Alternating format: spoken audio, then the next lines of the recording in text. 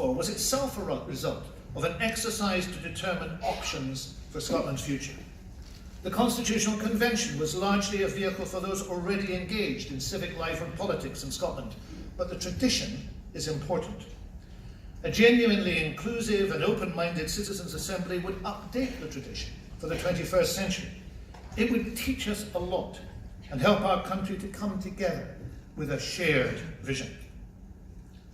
Convener, earlier I talked about this time being one in which instant change and progress was expected. But this is also an age in which extremes flourish.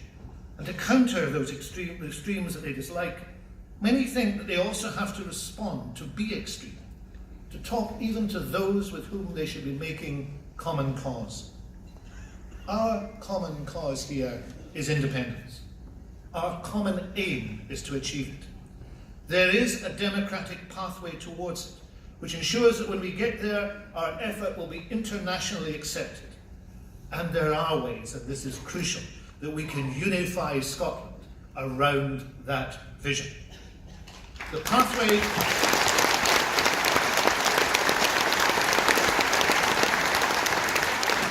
is broad.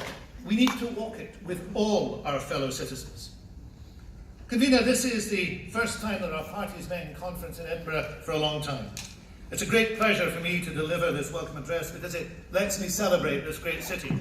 I'm lucky in having lived my life in both the west and the east of the Scotland, which, as we all know, is a real fundamental divide in Scotland. I was brought up in Ayrshire, live in Argyll. I got there via the Western Isles, but also via Edinburgh, where my mother went to school, where my grandparents lived for most of their lives, where I went to university, had my first job, where I've kept coming back, eventually as a member of the first Parliament to sit in the city in 292 years. That great international Scot, Ricky DeMarco, exhibiting this year at the Venice Biennale at the age of 87, got it right about this place when he observed that Edinburgh belongs to the world. Edinburgh, its architecture, its cultural richness, its landscape, does belong to the world, as Scotland belongs in the world. And we must redouble our efforts to join that world as an equal nation once again. Edinburgh was also the home of that great veteran nationalist Paul Scott, who gave so much to his country and to his party, and whom we lost only a few weeks ago. Of his many works, I particularly value his 1992 book on Andrew Fletcher and the Treaty of Union.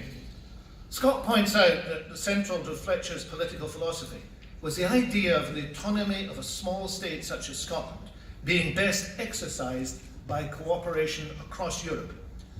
And he concludes the book with this observation: Scotland and Europe may now, at last, be on the brink of achieving a settlement with a recognisable affinity to Fletcher's proposals for a right regulation of governments for the common good of mankind. That was written almost 30 years ago. It was very prescient.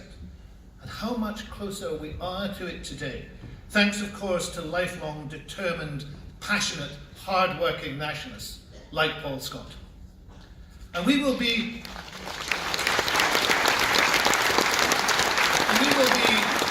closer yet if we take the opportunity afforded by the European elections, by the preparations announced by the First Minister on Wednesday, and by the enthusiasm and commitment of this national movement to ensure that at all times, in every way, we drive forward along that constitutional pathway that leads us to achieving Scottish autonomy and exercising it by means of cooperation across Europe.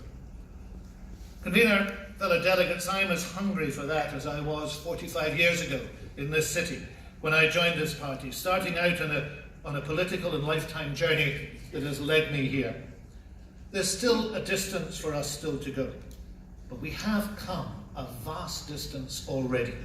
Further, if not faster, than was expected in that bleak time. But we have to finish the journey. So let's do it in a way that secures forever long-lasting, united, inclusive, progressive success.